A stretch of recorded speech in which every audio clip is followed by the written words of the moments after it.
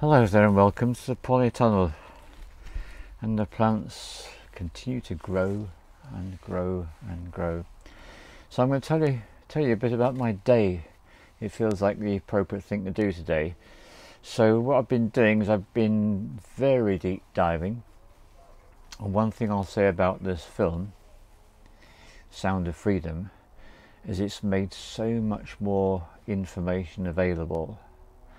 People are even more courageous than they were before the publication of this film, and it's been an extraordinary journey that I've been on, and I've been balancing that out by making a really big batch of kimchi, some of which will find its way into the Glastonbury fridge.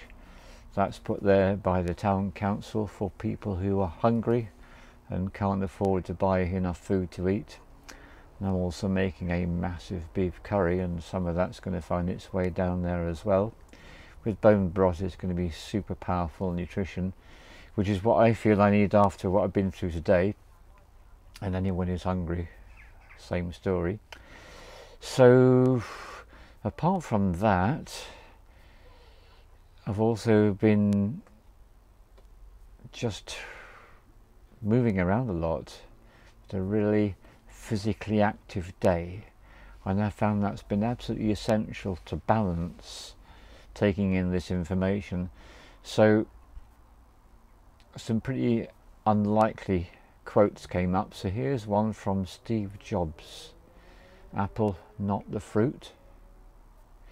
The storyteller is the most powerful person in the world." And when we look at the iron grip that the media has on most of the human population, seems about right. And it's really pushing me, and being pushed is very uncomfortable, and it's just what I need. So I'm going to find a way to say more than I've been able to say up until now. Now, one of the things I noticed in my deep dive is there's a woman, and she's speaking about her experiences as a young child, and particularly all the things that happened to her up until the age of 11. And what I've noticed is, because I've got the capability to pay very close attention, what I did notice is that every few minutes there would be a tiny little break. So what I've realized is that the censorship works in this way on this platform, that anything that is going too far simply gets removed, but it's done in such a way that you've got to pay close attention to realize that. So that was quite interesting, and it's given me a bit of a hint and a clue about how to proceed.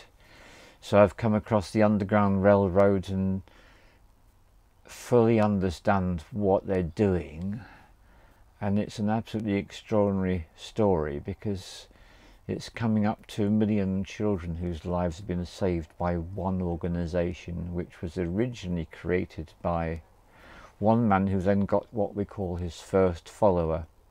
Tim Ballard's a leader. He got his first follower, and his first follower worked day and night to raise enough money so that Tim could continue his work. And that was really a big thing to realise. So it's been a really exhausting day, actually. I'm really knackered. That's an English term to mean pretty worn out, tired, but very grateful for the experience. So grateful to JP Sears, who propelled me down this rabbit hole, and there's been 2 of his today that have helped me to understand even more what's going on. So one of the things that I now understand is as follows, which is there's more people alive today in slavery, which includes sexual slavery and organ body parts and all the rest of it. There's more people alive today subjected to that than there have been in the last 350 years. Add them all together. 350 years worth of horror. No, there's not as much as what's going on today. That was a big shock. And the other thing that's a big shock is to realise that actually the child trafficking, which is slavery, sexual slavery, body parts, baby factories, all the rest of it, that is the most rapidly growing business in the world today. And then the other thing is that the number one consumer, and it must be very tough for them to have to face up to this, is the US.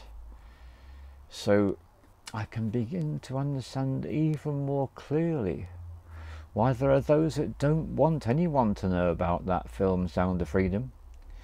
And the best thing they can do is to rubbish it and do everything they can to make it as difficult as possible for anyone to see this film. Because it's upsetting things, it's upsetting the order, the established status quo. And one of the things that's become even clear to me from my explorations today is that they used to say this is going back to World War II. There was a little kid sitting on his dad's knee, and the kid used to say, "Oh, what did you do in the war, Dad?" Well, I feel if the little kid is sitting on the parent's knee in the 2020s that we're in now, what they're going to be saying is, "Dad, Mum, parent, caregiver, whatever, what did you do to address the worldwide exploitation of children?" Parent, dad, mum, caregiver. I feel that's the most significant question children who are alive as children in the 2020s are going to be saying to the adults. So there's all sorts of things that can be done, and I feel one of the easiest things is to give a donation. So I'll put a link about what you can do if you want to donate. And I'm very, very impressed with the Underground Railroad. That really is an absolutely extraordinary organisation.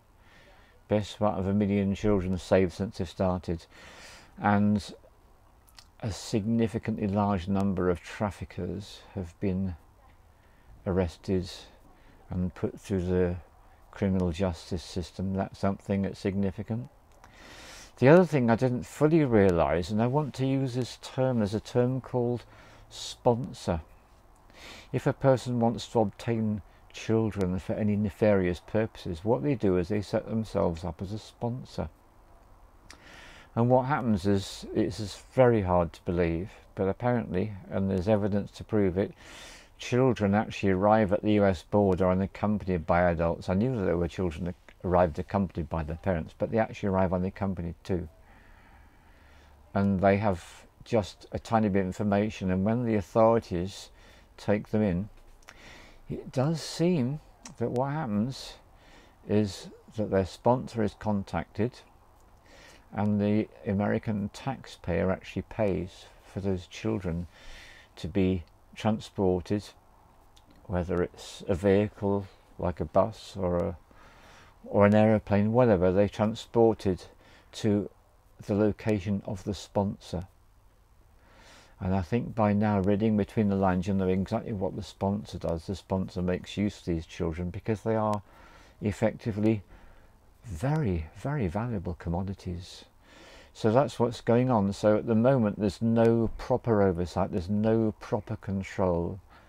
No one is actually monitoring or checking the credentials of these sponsors, which means anyone can become a sponsor, which means it's a license to print money.